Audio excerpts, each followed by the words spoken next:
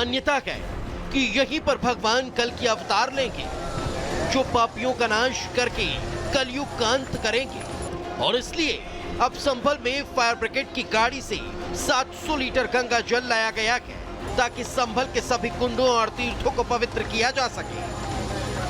संगल से यहाँ पे जल पहुँचाया है, बहुत अच्छा लगा है। योगी जी ने हमारे बहुत अच्छा इंतजाम किया है, उनके लिए हम लाख लाख धन्यवाद। हमारे पास उनके लिए कहने के लिए शब्द नहीं है। हाँ, बहुत अच्छा लग रहा है। यहाँ पे जो नहीं जा पाया वो अगर इस चीज का फायदा उठा पा रहा है तो बहुत अच्छी बात है। ऐसा लग रहा है कि मतलब कहने के लिए शब्द नहीं है। ये बड़ा ऐतिहासिक जो हुआ है, प्रयागराज से जो संगम का जल 68 तीर्थ और 29 कूप की नगरी तीर्थराज संगम जो नगरी से आते थे, जो वृद्ध थे वो चाहते थे कि वो जाएं महाकुंभ में और वहाँ उसका लाभ प्राप्त करें, लेकिन वो इतने वृद्ध थे कि उनको भेजने के लिए उनके परिवार वालों से जब बात की गई तो उन्होंने कहा कि बहुत अशक्त हैं, अगर इनको यहीं जल प्राप्त हो जाए तो ज़्यादा अच्छा रहेगा। तो मुझे लग रहा है कि इसका संज्ञान लिया गया शासन के द्वारा। जिस संभल में 24 नवंबर को हिंसा हुई थी, उस संभल में अब सनातनी गूंज सुनाई दे रही है। सनातनी खुश हैं इस बात से कि संभल में सनातन का सूर्योदय हो रहा है। Bureau report, Republic Bharat. तो मेरठ में मारपीट का एक अजीबोगरीब मामला सामने आया है, जिसमें साइड देने को लेकर के विवाद छिड़ गया और कैसे लाठी डंडों में ये पूरा मामला तब्दील हो जाता है, इस रिपोर्ट में दिखाते हैं।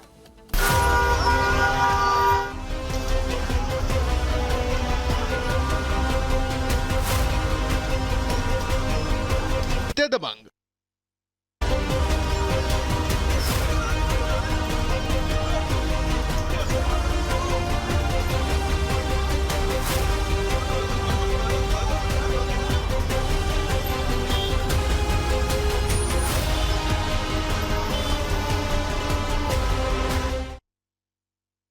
पक्षों में आपस में कहासुनी हुई, जिसके बाद उन्होंने मारपीट की है।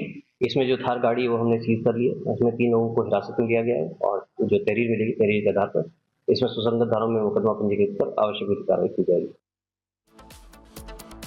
बताया जा रहा है कि रास्ते में भारी भीड़ के चलते साइड न मिलने की वजह से दबंगों ने पीछा कर युवक के साथ जमकर मारपीट की और गाड़ी का शीशा तक तोड़ दिया। अब पुलिस पूरे मामले की जानकारी जुटाकर कार्रवाई में जुटी हुई है। और अब बात रायबरेली की करेंगे, जहां हिट एंड रन का मामला सामने आया है। आपको बता दें कि 2 बाइक सवारों को इतनी जोर टक्कर मारी गई है कि युवक हवा में उछलते हुए दिखाई देते हैं और पीछे से आ रही रिक्शा से टकरा जाते हैं। कार सवार उसी रफ्तार में कार को लेकर चला जाता है वहां से। तस्वीरें आप यहां पर देख सकते हैं, ये उत्तर प्रदेश के रायबरेली की तस्वीर है, दहला देने वाली तस्वीर। हिट एंड रन का ये मामला कैसे सामने आता है? 2 बाइक सवारों को टक्कर मारती है ये कार और उसी रफ्तार में वो आगे निकल जाती है, रोक कर देखती भी नहीं है। कार ने 2 बाइक सवारों को जोरदार टक्कर मारी है और रफ्तार का कहर आप यहां साफ तौर पर देख सकते हैं। सामने से पहले एक बुजुर्ग महिला आ रही थी, वो बचती हैं तो ये कार जाकर 2 बाइक सवारों से टकरा जाती है और बाइक सवार हवा में उछल जाते हैं, लेकिन कार चालक उसी रफ्तार में कार को आगे भगाता हुआ लेकर निकल गया। तो रायबरेली की ये तस्वीर है जहां रफ्तार का कहर देखा गया।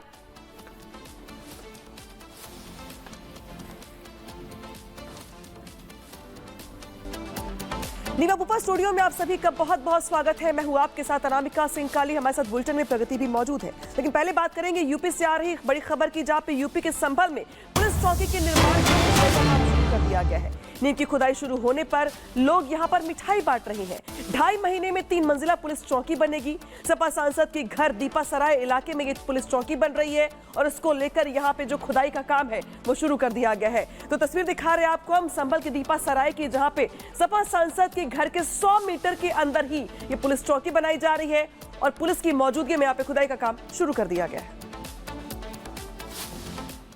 तस्वीरें मैं आपको दिखाऊंगा। ये देखिए कि जिस जगह पर चौकी बनेगी उसको प्रॉपर कहाँ बाउंड्री होगी वहां पर चूने से मार्क कर दिया गया है। दूसरी तरफ आप देखेंगे कि पुलिस बल यहाँ पर है जो कि इंच टेप से, आप ये देखिए इस जितने एरिया में चौकी बनेगी उसको इस तरीके से मैपिंग की जा रही है। और जेसीबी आप पीछे खड़े हुए देख रहे हैं, बुलडोजर पीछे खड़े हुए देख रहे हैं, इसके जरिए जो नींव खोदने का काम है वो भी आज ही शुरू कर दिया जाएगा। आपको बता दें कि ये जो दीपा सराय के अंदर चौकी बन रही है ये तकरीबन 100 से 150 मीटर के दायरे में बनेगी। इससे पहले जो चौकी थी उसकी तस्वीर मैं आपको यहाँ पे दिखा दूं। ये देखिए लोहे के टीन शेड में इससे पहले इस तरीके से चौकी थी, लेकिन वो कभी फंक्शनल नहीं हो पाई। इसके ऊपर आप देखेंगे चौकी दीपा सराय, लेकिन अब इस टीन शेड को हटाकर पक्की जो चौकी है वो यहाँ पर बना दी जाएगी। आपको याद होगा कि जब हिंसा हुई उसके बाद शाही जामा मस्जिद के सामने सत्यव्रत चौकी जो है वो पूरा कंस्ट्रक्शन वहां पर किया गया, 2 मंजिला चौकी बनाई गई। लेकिन दीपा सराय इसलिए भी महत्वपूर्ण है क्योंकि दंगाई बड़ी संख्या में यहाँ से जो है वो पकड़े गए और यही कारण था कि इस इलाके में क्राइम कंट्रोल को करना पुलिस के लिए बड़ी चुनौती थी। और आप देखेंगे कि लगातार इंच टेप से